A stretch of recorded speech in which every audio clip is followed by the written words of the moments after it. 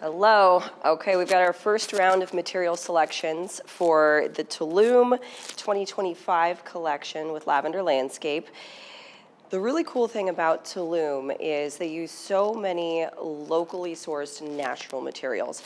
So you're not going to see a lot of unnatural color. You're going to see a lot of earth tones, a lot of creamy white tones, and then really the vegetation frames all of it. So there's a ton of green down there, but not from the actual finishes in the landscape design, the building design, et cetera. So that's what you're going to see here.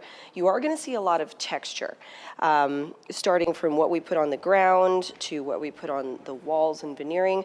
You're not going to see highly architectural shapes when it comes to the natural stone.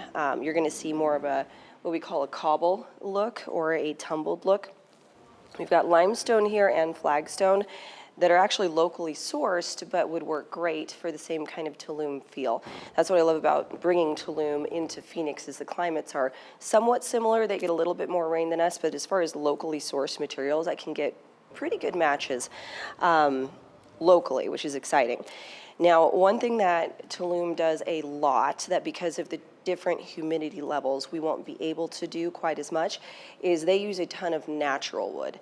Now, because we are so dry and wood doesn't love to perform out here, we will be needing to get a faux alternative for our clients, which we'd be doing in wood look veneering, wood look tile, etc. With the right shade, I would be able to bring in some teak elements, maybe into the furnishings, maybe up in some tongue and groove overhead on structures, trim elements on structures as well. But if we're getting a lot of direct sun, I'm going to stay with that faux wood. But with the advances in these materials now, even when you get pretty up close, it's tough to tell the difference between a tile and the real wood thing. You're not going to see hardly any shine in TULUM, which is interesting. So I was really mindful to select one more of a handmade tile look like a gelige with no shine. So we've got that matte look in our tile work that can be accomplished in both a ceramic or a natural travertine or limestone tile like you see here. And we can use that for different elements that need to stay water safe, etc., like waterline tile in the swimming pool, outdoor showers, which are all over the place in TULUM. I really want to incorporate, for somebody who wants to push TULUM a little bit more modern into that modern boho feel, working with some raked limestone. We've got a larger format and a smaller rake on some materials I found here. I think that would make a really great element for a media wall, for maybe a good backdrop on a day bed. Cabanas are the thing in TULUM. It's a day does not go by that you don't end up in a cabana. So I'd love to see that as a backdrop on sort of a day bed application.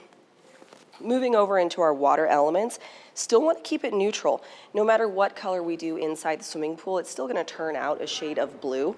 So staying probably up here in the whites, maybe into the sand with our interior finish, and just let the natural tones of the water, just like a beach, start to shine through. And I'd love to incorporate some of this cut beach pebble that we can mimic the natural beach pebble in the area into the pool surfaces. I think that this would be incredible on a Baja shelf. So I'm looking for a client who's going to let me put this on your shelf. Call me.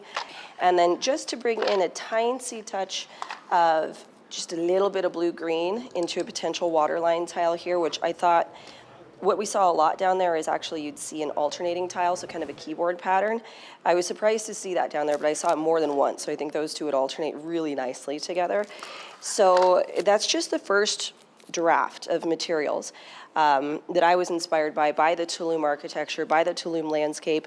And the exciting part is we could locally find almost all of these. I think this limestone guy is sourced out of Texas, but brought in pretty routinely. So this is our first crack at it. So we're really looking forward to getting our first round of clients in for this TULUM drop. I think it's going to go very, very quickly, and you can just start to feel, the flavor come out just when we're working with the materials through here. So excited for the next stuff. We can't wait for you to follow us on this journey to recreate TULUM in the Phoenix area. Stay tuned as we roll out more tips and tricks to get this look accomplished in your own backyard project.